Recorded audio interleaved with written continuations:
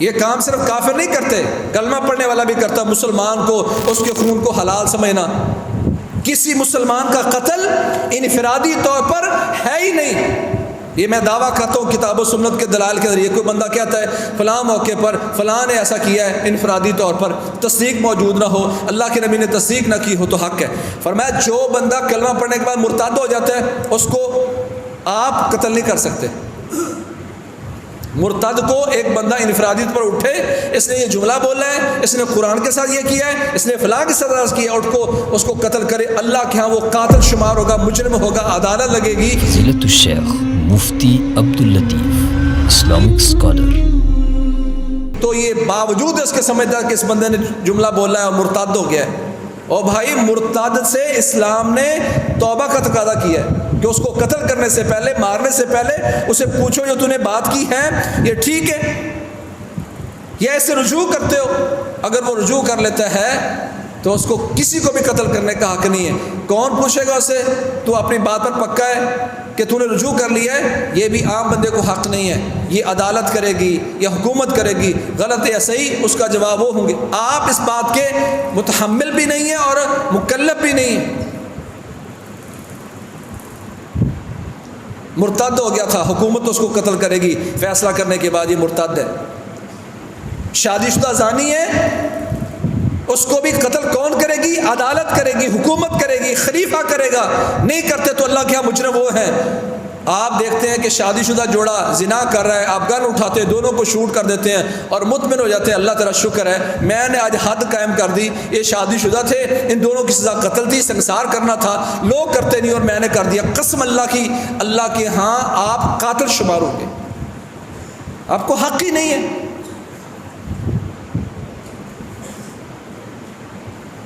تیسرا وہ بندہ جس نے بغیر کسی حق کے کسی مسلمان کو قتل کیا، اس قاتل کو بھی قتل کیا جائے گا پر قبیلہ قتل نہیں کر سکتا. میرا بھائی اس نے قتل کیا تھا لہذا میں نے اس کو قتل کر دیا. آپ بھی ویسے ہی قاتل شمار ہوں گے جیسے وہ پہلے والا قاتل تھا. اسلام نے حدود و قیود متعین کی ہیں. حضرت عبداللہ بن عباس اس پر اتنا بڑا فتویٰ دیتے تھے، اتنا بڑا سخت فتویٰ تھے. صحیح بخاری میں موجود ہے، وہ کہتے ہیں جس مسلمان نے کسی مسلمان کو قتل کیا فلا توبہ لہ، اس کی توبہ ہی نہیں ہے. اگرچہ بعد والے محدثین اور باقی صحابہ کہتے ہیں ہاں اللہ سے سچی توبہ کر لے اور حقوق العباد کا خیال رکھے تو اس کی توبہ بھی ہے، مگر وہ اتنا سخت فتویٰ دیتے تھے اس آیت کے نزول کے بعد وَمَن يَقْتُلْ الْمُؤْمِنَ مُتَعَمِّدًا، کہتے ہیں اس کی توبہ ہی نہیں ہے. لیکن ہم کہتے ہیں یہ توبہ کر لے اللہ تعالیٰ سے، اپنے گناہ کے اعتراف کرے اور سزا پا لے یا جو بھی اس کو، تو انشاءاللہ توبہ ہے. اللہ کے نبی فرماتے ہیں مسلمان آپس میں لڑیں گے، ایک دوسرے کو گرفتار کریں گے، پھر وعدہ ختم، اور جب وعدے ختم ہوتے ہیں تو پھر سزائیں کیا ملتی ہیں؟ وَلَمْ يَنْقُضُوا عَهْدَ اللَّهِ وَعَهْدَ رَسُولِهِ إِلَّا سَلَّطَ اللَّهُ عَلَيْهِمْ عَدُوًّا مِّن سِوَىٰ أَنفُسِهِمْ فَأَخَذُوا بَعْضَ مَا فِي أَيْدِيهِمْ. پیارے پیغمبر فرماتے ہیں جو لوگ اللہ اس کے رسول کے وعدوں کو توڑ دیتے ہیں تو سزا کے طور پر اللہ تعالیٰ مسلمانوں پر کافروں کو مسلط کر دیتا ہے. اور جو کچھ مسلمانوں کے ہاتھ میں بچی کچھ چیز ہوتی ہے، وہ عزت ہے، وہ مال ہے، وہ ٹیکس کے طور پر، وہ جرمانے کے طور پر، وہ سود کے طور پر، جو کچھ مسلمانوں کے ہاتھ میں ہوگا وہ بھی چھین کے لے جائیں گے. سزا کس بات کی؟ اللہ اس کے رسول کے وعدوں کو توڑنے کی. میرے بھائیوں یہ چھوٹا جرم نہیں ہے. میں فلاں کو مارنا چاہتا تھا، میرا ارادہ صرف اس کو مارنے کا تھا، یہ تو قیامت والے دن فیصلہ ہوگا.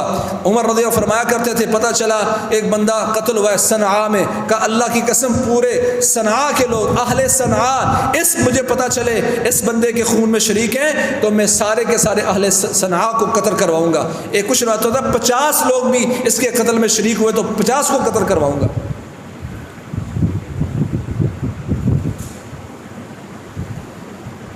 مسلمان کی عزت، مسلمان کی آبرو، مسلمان کی جان، سمجھتے ہو اس کی ویلیو کیا ہے؟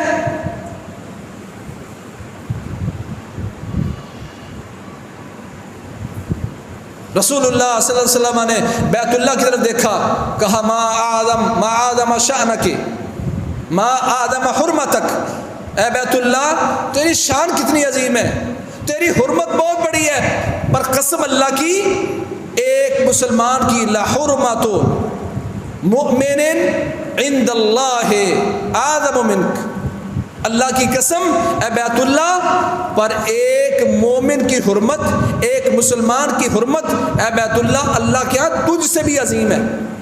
بیت اللہ سے جس کی عزت عظیم تھی، آج اس کی عزت ہر جگہ پامال کی جاتی ہے۔ کون غلطی کرتا ہے، کون صحیح کرتا ہے، میں اس پر بات نہیں کر رہا، میں جنرل بات کر رہا ہوں۔ فلاں کرپٹ ہے، فلاں نے کرپشن کی ہے، فلاں نے یہ کیا ہے۔ دنیا کا سب سے بڑا کرپٹ بندہ وہ ہے، دنیا کا سب سے بڑا سود خور بندہ وہ ہے جو کسی مسلمان پر حق بات کرتا ہے۔ اللہ کے نبی فرماتے ہیں استطالۃ الرجل فی ارض اخیہ بغیر حق ان من ارب الربا، ان من ارب الربا استطالۃ الرجل فی ارض اخیہ بغیر حق۔ لوگوں دنیا کا سب سے بڑا سود یہ ہے، ان من ارب الربا سپرلیٹر ڈگری کے ساتھ، افعل التفضیل کے ساتھ، کا دنیا کا سب سے بڑا سود یہ ہے استطالۃ الرجل فی ارض اخیہ بغیر حق۔ ان من ارب الربا استطالۃ الرجل فی ارض اخیہ بغیر حق، بغیر حق کے کسی مسلمان کے بارے میں زبان درازی کرنا یہ دنیا کا سب سے بڑا سود ہے۔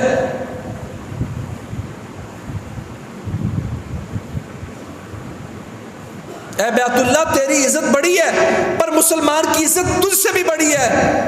آج کو بیت اللہ کو گالی دینے کے بعد کیا محسوس کرتا ہے؟ میں نعوذ باللہ کافر ہو گیا۔ مسلمان کعبے کو گالی دیتے ہیں، بیت اللہ کو گالی دیتے ہیں، اس سے بڑی اللہ کے نبی نے فرمایا عزت مسلمان اور مومن کی ہے۔ آج ہزاروں باتیں اس پہ کی جاتی، اس کو گناہ بھی نہیں سمجھا جاتا۔ اسلام ایک فطرت کا دین ہے۔ پیارے پیغمبر محمد کریم صلی اللہ علیہ وسلم سفر میں تھے، جہاد میں نکلے ہوئے اللہ کے نبی محمد کریم صلی اللہ علیہ وسلم۔ آپ نے دیکھا کہ کچھ لوگ وہ راستے میں ہیں، غزوے میں نکلے ہیں، فضیق طریقہ فضیق الناس المنازل فضیق الناس المنازل وقطع الطریق، راستے میں تھے، جہاد میں نکلے ہوئے، سنن ابی داؤد کی روایت ہے۔ انہوں نے راستہ تنگ کر دیا، کچھ جگہوں پہ آگے بیٹھ گئے، کچھ راستہ بند کر دیا اور کچھ تنگ کر دیا۔ اللہ کے نبی کیا فرماتے ہیں؟ اسی وقت رسول اللہ صلی اللہ علیہ وسلم نے پیغام دینے والے کو بھیجا تو آپ نے فرمایا فبعث نبی اللہ صلی اللہ علیہ وسلم منادیا، اسی وقت پیغام دینے والے کو بھیجا، ینادی فی الناس ان من ضیق منزلا او قطع طریقا فلا جہاد لہ۔ کہ لوگو میرے صحابہ سن لو، تم افضل ترین عمل میں نکلے ہو، جہاد میں نکلے ہو، سن لو، جس بندے نے کوئی راستہ تنگ کر دیا یا راستہ بند کر دیا، میں اعلان کرتا ہوں فلا جہاد لہ، اس بندے کا جہاد ہی نہیں ہے۔ اس طرح کا احتجاج مولوی کرے، اس طرح کا احتجاج کچھ سیاستدان کرے۔ سنن ابی داؤد کی روایت 2465 نمبر اس حدیث کا ہے، 2465 2465 نمبر۔ ہم بڑے فخر سے کہتے ہیں ہمارا سیاسی حق ہے۔ غلطیاں طرف سے ہوتی ہیں، سزا امت کو ملتی ہے، پاکستانیوں کو ملتی ہے۔ آداب بتائیں اسلام میں ہر چیز کے، راستے کا کیا حق ہے، کیسے چلنا ہے، کیا کرنا ہے۔ آج جواز بنایا جاتا ہے فلاں نے یوں کیا اور فلاں نے، ہر بندے کو پتہ ہے کہ وہ کیا کر رہا ہے۔ اور اللہ کے ہاں دنیا کی بدترین لعنت یہ ہے کہ انسان غلطی کرنے کے بعد بھی سمجھے میں غلطی نہیں کر رہا۔ اس کے دل پر اللہ نے مور لگا دی ہے کہ جو غلطی نہیں سمجھتا وہ توبہ کیسے کرے گا؟ بدعتی کی توبہ کیوں قبول نہیں ہوتی؟ وہ سمجھتا میں نیکی کر رہا ہوں، میں حق پر ہوں۔ غلطی پر ہوتے ہوئے حق سمجھ لینا یہ دنیا کی سب سے بڑی مصیبت ہے۔ آج پاکستان متحمل نہیں ہے اس طرح کے حالات کا۔ جب صحابی نے پوچھا تھا یا رسول اللہ جب آپس میں لڑیں گے ہماری عقلیں ہمارے ساتھ ہوں گی، اس کا کافر فائدہ اٹھائیں گے، مسلمان کمزور ہوں گے، ان کے ممالک کمزور ہوں گے، کافر فائدہ اٹھائے گا۔ اس وقت صحابی نے پوچھا یا رسول اللہ آپس میں لڑیں گے تو ہماری عقلیں ہمارے ساتھ ہوں گی؟ فرمایا نہیں ہوں گی، تنزع عقول اکثر ذالک الزمان۔ حضرت مقداد رضی اللہ تعالی نے کہا یا رسول اللہ، صحیح بخاری وغیرہ کی روایت ہے، میں اگر جہاد میں کھڑا ہوں، ایک بندہ آتا ہے تلوار مارتا ہے اور میرا بازو کاٹ دیتا ہے، بازو کاٹنے کے بعد پھر مجھے اللہ موقع دیتا ہے، میں اس پر مسلط ہوتا ہوں، ثم لاذ من شجرہ، پھر وہ مجھ سے چھپنے کے لیے، پناہ لینے کے لیے درخت کے پیچھے چلا جاتا ہے، اور جب محسوس کرتا ہے کہ اس کی جان گئی تو کیا لیتا ہے؟ اسلام تو۔ صحیح بخاری میں صحابی رسول پوچھتے ہیں یا رسول اللہ، کافر ہے، میرے مقابلے میں کھڑا ہے، لڑائی لڑنے آیا ہے، بازو اس نے میرا کاٹ دیا ہے، اور جب میرا اس پر داؤ چلا تو کہتا اسلام تو، میں مسلمان ہوا، تو کیا کروں؟ فرمایا فلا تقتلہ، میرے صحابی تو نے اس کو قتل نہیں کرنا۔ یا رسول اللہ، اس نے میرا بازو کاٹ دیا اور جب اپنی جان پر بنی تو اس نے کہا اسلام تو، میں مسلمان ہوا ہوں، میں مسلمان ہوں۔ فرمایا لا تقتلہ، تو نے اس کو قتل نہیں کرنا، اور اگر تو نے اسلم تو کہنے کے بعد تو نے اس کو قتل کر دیا تو کلمہ پڑھنے سے پہلے جو اس کی حالت تھی تو اس حالت پر چلا جائے گا، اور کلمہ پڑھنے کے بعد جو تیری کیفیت تھی وہ تیری حالت پر آ جائے گا۔ کلمہ پڑھنے سے پہلے جو اس کی حالت تھی تو اس کی حالت پر چلا جائے گا، اور کلمہ پڑھنے کے بعد جو تیری حالت تھی وہ تیری حالت پر آ جائے گا، تو اس کی حالت پر وہ تیری حالت پر آ جائے گا۔ اتنی بڑی بات کی رسول اللہ صلی اللہ علیہ وسلم نے۔ کلمہ پڑھنے سے پہلے اس کا خون حلال تھا، کلمہ پڑھنے کے بعد وہ تیری جگہ پر آ گیا کہ تیرا خون حلال نہیں تھا، وہ اس کا خون حرام ہو جائے گا، اور تو اس کی جگہ پر چلا جائے گا، تیرا خون حلال ہو جائے گا، مباح الدم بن جائے گا، تجھے قتل کیا جائے گا اگر تو نے ایسا کیا تو۔ یہ تربیت ہے اسلام کی۔ پتہ نہیں وہ کیوں کہہ رہا ہے میں مسلمان ہوں، جنگ میں ہے، پھنسا ہوا ہے، جان جا رہی ہے، پر اسلام نے کہا، اس نے کہہ دیا میں مسلمان ہوں، تجھے ماننا پڑے گا کہ وہ مسلمان ہے۔ میرے بھائیوں، اللہ کے لیے یہ بڑے حساس مسئلے ہیں، آنکھیں بند ہونے کے بعد پتہ چلے گا کہاں کہاں کس نے شریعت کی مخالفت کی ہے۔ اللہ کے نبی نے فرمایا لو ان اہل السماوات والارض اشترکوا فی دم مسلم وفی دم مؤمن لاکبہم اللہ فی النار، اگر زمین و آسمان والے اور زمین والے ایک مومن ایک مسلمان کے قتل میں شریک ہو گئے، اللہ سبھی کو، سارے آسمان والوں کو، سارے زمین والوں کو جہنم میں پھینکے گا۔ لزوال الدنیا اہون علی اللہ من قتل مؤمن، ساری دنیا برباد ہو جائے، اللہ کو پرواہ نہیں ہے بنسبت اس کے کہ ایک مسلمان کا قتل کیا جائے۔ آج اس مسئلے کو اتنا چھوٹا بنا دیا گیا ہے۔ میرے بھائیوں، تربیت کریں اپنی اولاد کی، معاشرے کی، تاکہ انہیں پتہ ہو کہ مسلمان کا قتل کتنا بڑا جرم ہے، تاکہ مسلمانوں کی جان مال عزت محفوظ رہ سکے، بچے یتیم ہونے سے بچ سکیں۔ احتجاج کرنے والے اس حدیث کو سامنے رکھیں، جس نے راستہ بند کیا یا جس نے راستہ تنگ کیا، فلا جہاد لہو، اس کا جہاد ہی نہیں۔ تم جتنی بڑی نیکی کرنے نکلو، مسلمانوں کو تکلیف دو گے تو تمہاری وہ نیکی نہیں ہے۔ افراط و تفریط کا شکار نہیں ہونا چاہیے۔ کچھ ان کے ساتھ تو ان کی بات کرتے ہیں، کوئی ان کے ساتھ تو ان کی بات کرتے ہیں۔ حق کی بات کریں جہاں بھی وہ حق ہو۔ مسلمان کو اسلام نے یہ بتایا ہے۔ اللہ کریم مسلمانوں کو، اہل پاکستان کو اللہ کریم امن کا گہوارہ بنائے۔ جو مشکلات اب بننے جا رہی ہیں اللہ تعالیٰ ہمیں اسے محفوظ فرمائے۔